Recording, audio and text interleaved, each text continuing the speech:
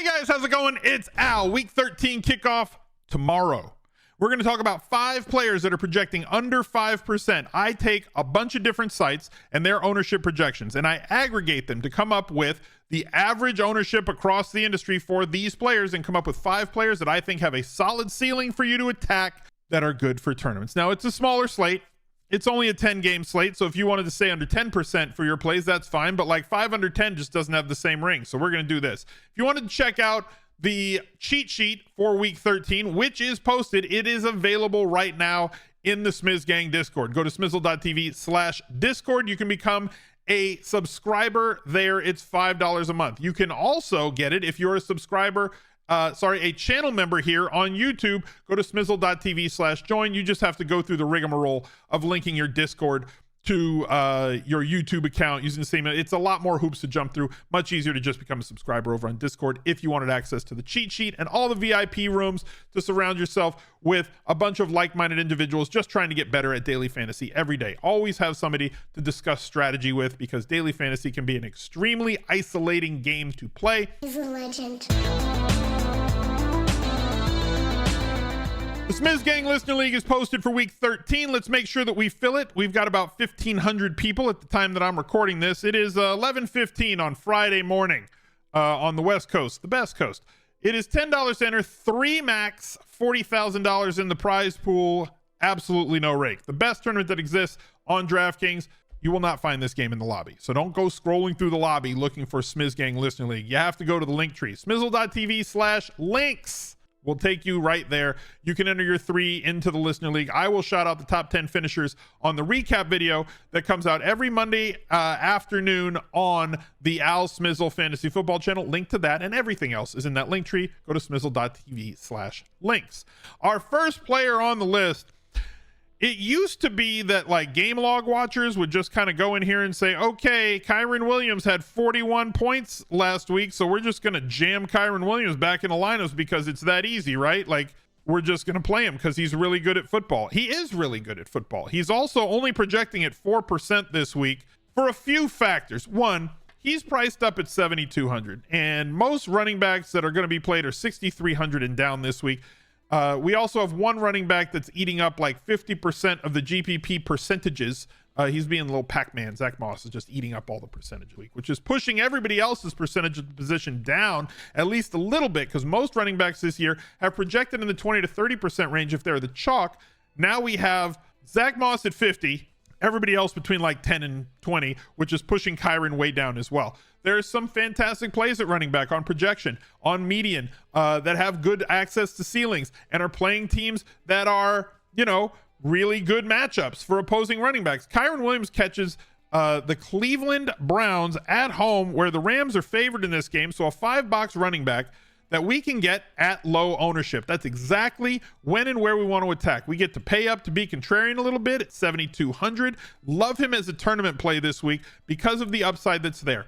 And I can see you, I can smell you typing right now. But Al, aren't you worried about the Browns defense?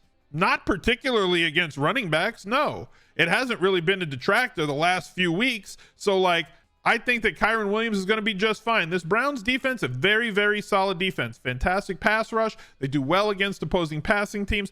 This team total here, the game total is pretty low, under 40. But that doesn't mean that Kareem Williams, with the volume that he gets, they still can step back his volume like they said they wanted to last week, from like the 95 to 100% of snaps that he was playing down to like 80 to 85 or 89% of the snaps and touches at running back. They wouldn't be lying. They would be stepping back his volume, and he'd also be getting more running back volume than like 95% of the other running backs in the league.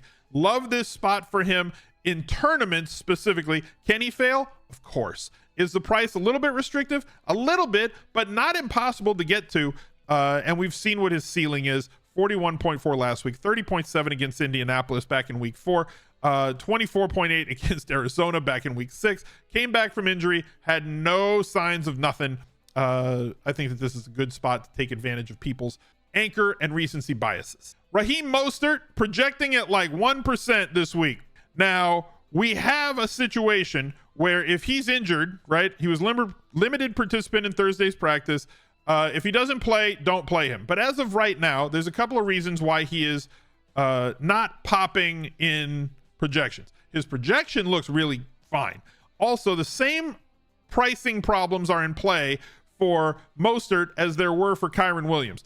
Washington has been downright terrible against opposing everythings. And so brother Raheem is in a fantastic spot to snap off another 50-yard touchdown, and 15 of them on the year so far, 21.4 points against the Jets last week.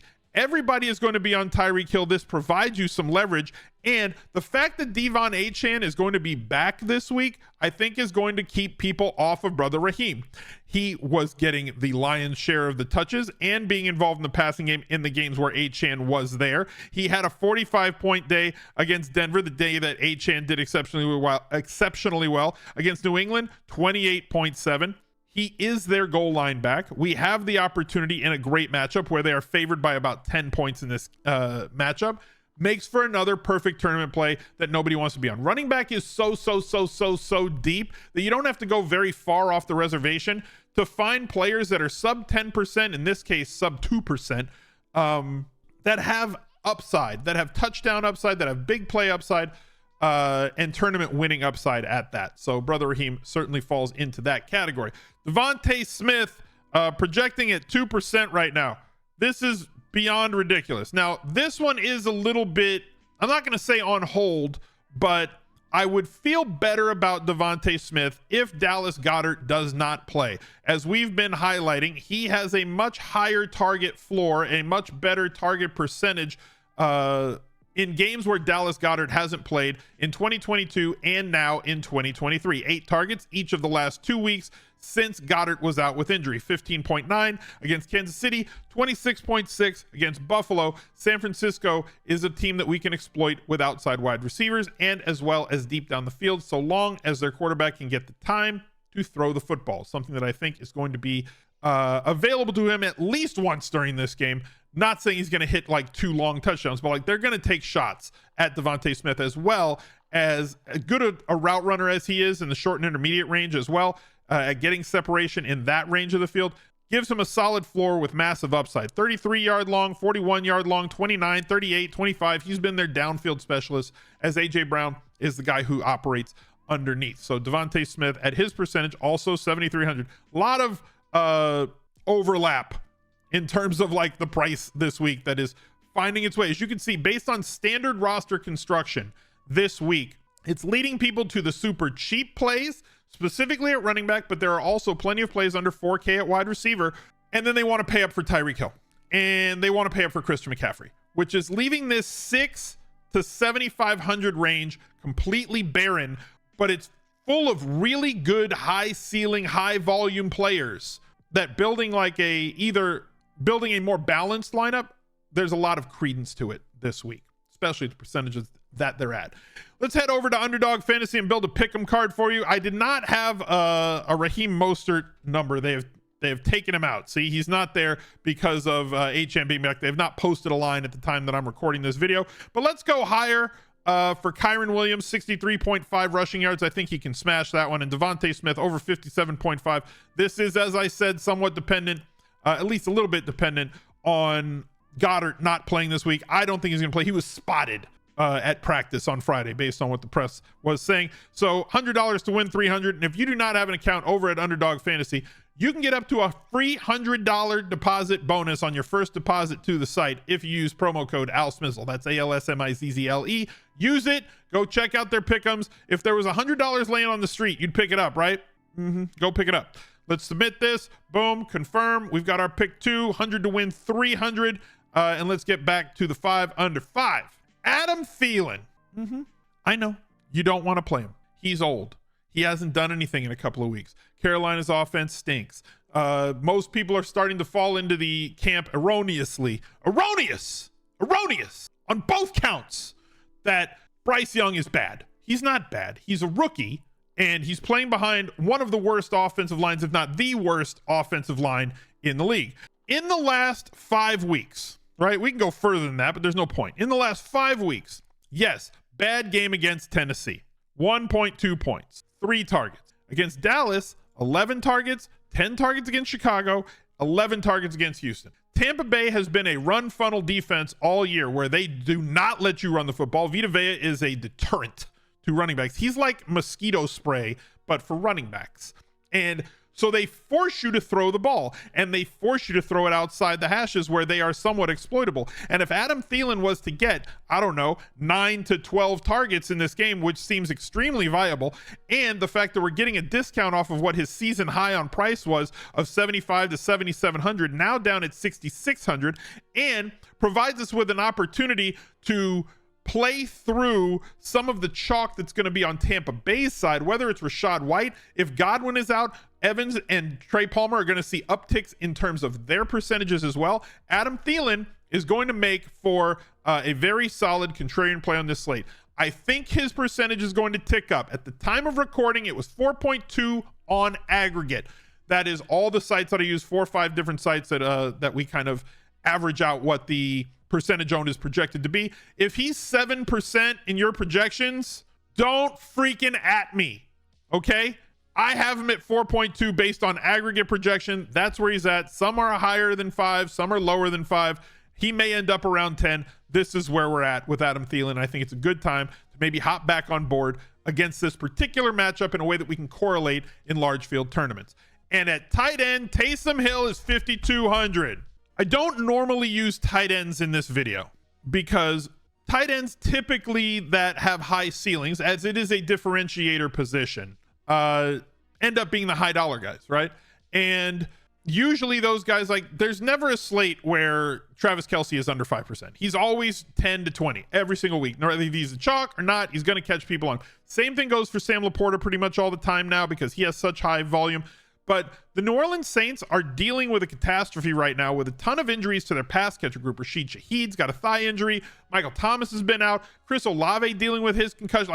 They're all hurt, which means that Taysom Hill might get this type of usage that he was getting in week 6 through 10. 8 targets, 5 targets, 5 targets, 4 targets, as well as getting more usage on the ground as well against a team in Detroit that, based on anchor bias, early in the season, Detroit was a ridiculous defense. They were getting a ton of pressure. They were holding everybody down. But in terms of EPA per play, in terms of scores against, in terms of efficiency against basically every position, since like week 6 or 7, they have really taken a turn for the worse. And teams are putting up a ton of points, a ton of yards, and a ton of touchdowns against this Detroit Lions team, where if Taysom Hill's going to be 3%, sorry, he was 1.1%. Taysom Hill at 1.1% at a differentiator position where at 4,900, people are much more likely to click on Trey McBride, but we know that Taysom Hill can post 20-point games. And out of a position where most players, if you can get